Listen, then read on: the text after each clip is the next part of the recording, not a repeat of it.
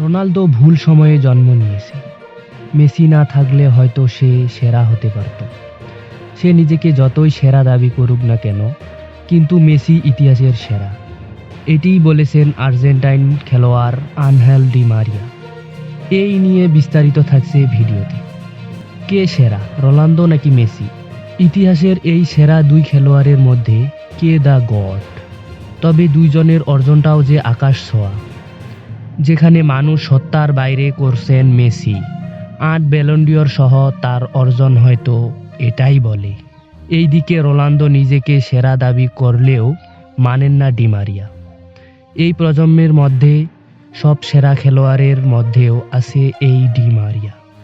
মাদ্রিদের রোনালদো, প্যারিসের Neymar, Mbappe, Messi, অন্যদিকে জাতীয় দলেও মেসির পার্টনার মারিয়া।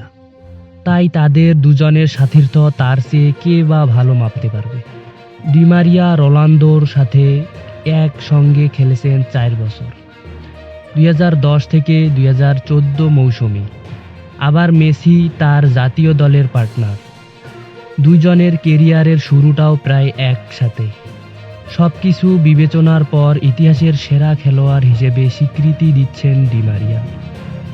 রোনালদোর এই কথা শুনে আর্জেন্টাইন মাধ্যম ইনফেবুকে দেওয়া আলোচনায় 36 বছর বয়সী ডি মারিয়া বলেন, রোনালদোর মন্তব্য নিয়ে আমি অবাক নই।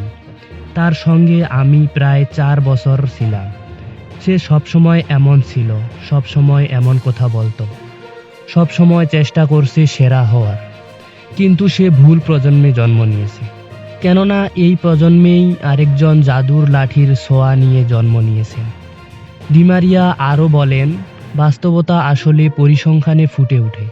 একজনের 8টি ব্যালন ডি'র আছে তো আরেকজনের 5টি। খুব বড় পার্থক্য রয়েছে এখানে। বিশ্বকাপ ও 2টি কোপা আমেরিকা জিতাও বড় পার্থক্য তৈরি করে দিয়েছে। এছাড়াও আরও অনেক পার্থক্য রয়েছে তাদের। রোনালদো সবসময় এমন মন্তব্য করেন, কিন্তু আমার কাছে মেসি বিশ্বের সেরা এবং ইতিহাসের সেরা ফুটবলার।